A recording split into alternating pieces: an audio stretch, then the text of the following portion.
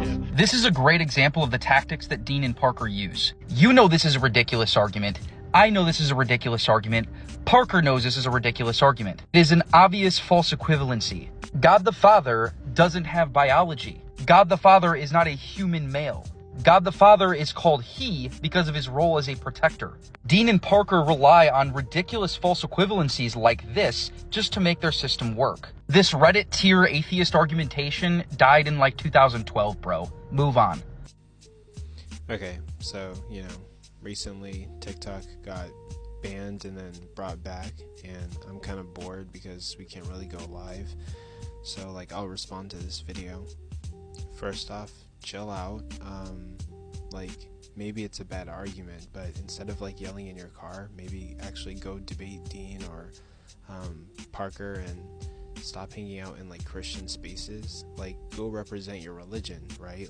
Go do something about it. Making a video and yelling about it, that doesn't really do anything.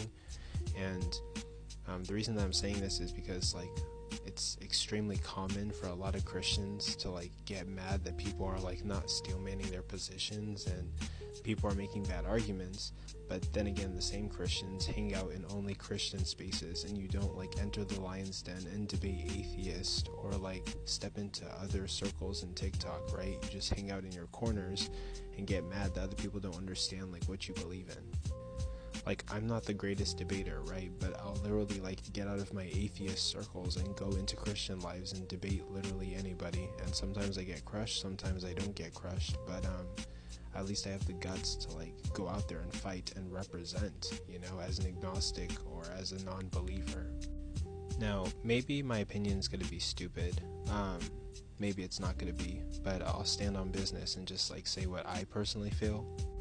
My phone ran out of battery, so I'm no longer using my headphones. I'm just gonna talk like this. But the reason that it was a good argument was because whenever you're in a debate, right, and someone asks you to define your terms, you need to define them correctly. And Charlie Kirk is a seasoned conservative. Sometimes he defends Christianity debater, and yet he made the mistake of not defining his terms correctly, or defining his terms in a way that would put him at a disadvantage. So Charlie Kirk defined man as being someone with X and Y chromosomes, right? So then Parker took that and decided to bring God into the situation, because God is described with gendered terms like father or he, him, constantly throughout the Bible, right?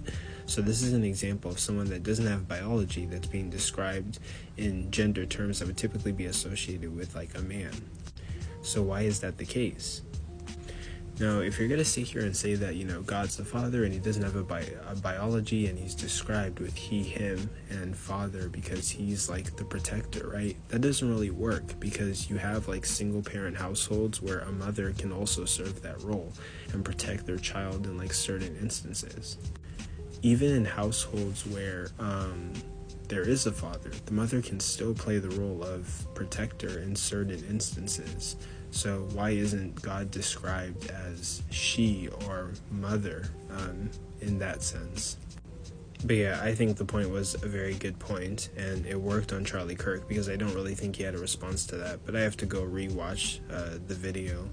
And again, maybe less time being angry in your car and more time actually joining a panel and debating against Parker and Dean and showing us what you got, represent, so we can see it, so we can understand, so everybody can grow.